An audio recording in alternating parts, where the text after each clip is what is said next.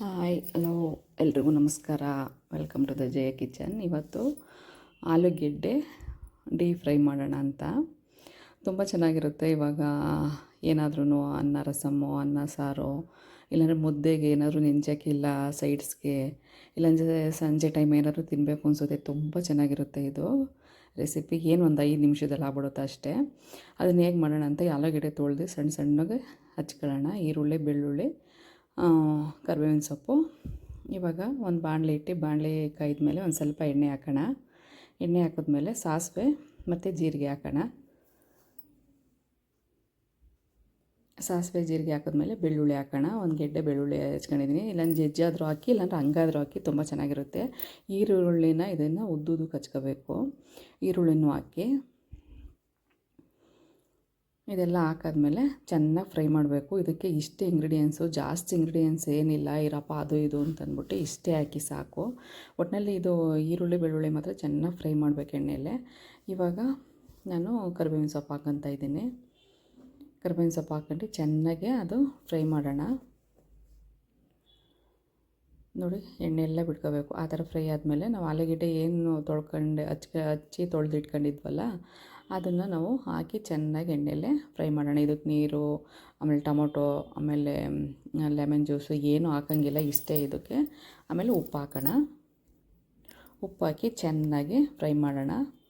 ಬೇಗ ಬೆಂದೋಗುತ್ತೆ, ಯಾಕೆಂದರೆ ಚಿಕ್ಕ ಚಿಕ್ಕ ಕಟ್ ಮಾಡ್ಕೊಂಡಿದ್ದೀನಲ್ಲ, ಬೇಗ ಬೆಂದೋಗುತ್ತೆ. ಇದಕ್ಕೇನು ಜಾಸ್ತಿ ಟೈಮ್ಸ್ ಏನು ಬೇಕಾಗಿಲ್ಲ. ಏನು ಒಂದು 5-6 ನಿಮಿಷದಲ್ಲಿ ಆಗ್ಬಿಡುತ್ತೆ. ಅನ್ನಕ್ಕಿಟ್ಟು ಅನ್ನಕ್ಕೆ ಹೋಗೋಷ್ಟೊತ್ತಿಗಿಂತ ಮುಂಚೆನೇ ಈ ಪಲ್ಯ ಆಗಿರುತ್ತೆ. ಒಂದು ಸಲ ಟ್ರೈ ಮಾಡಿ ನೋಡಿ, ತುಂಬ ಚೆನ್ನಾಗಿರುತ್ತೆ. ನೋಡಿ, ಇದಾಗಲೇ ಆಲ್ರೆಡಿ ಒಂದು 50-70% ಬೆಂದಿದೆ.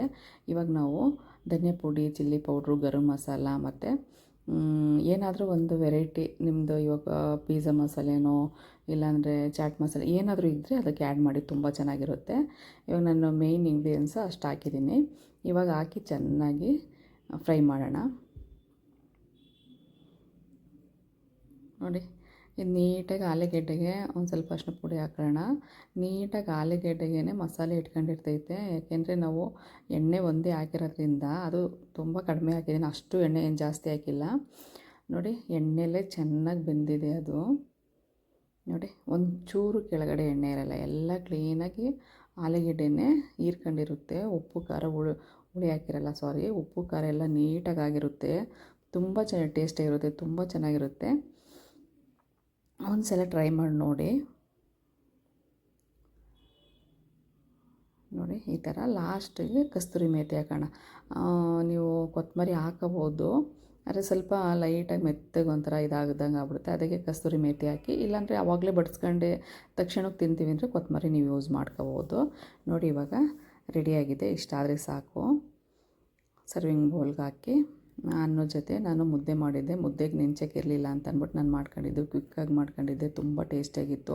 ಒಂದು ಸಲ ಮಾಡಿ ಹೇಗಿದೆ ಅಂತಂದ್ಬಿಟ್ಟು ಕಮೆಂಟಲ್ಲಿ ಹಾಕಿ. ನೀವು ನನ್ನ ಚಾನಲ್ನ ಇನ್ನೂ ಸಬ್ಸ್ಕ್ರೈಬ್ ಮಾಡ್ಕೊಂಡಿಲ್ಲ ಅಂದರೆ ದಯವಿಟ್ಟು ಸಬ್ಸ್ಕ್ರೈಬ್ ಮಾಡ್ಕೊಂಡು ನೋಡಿ.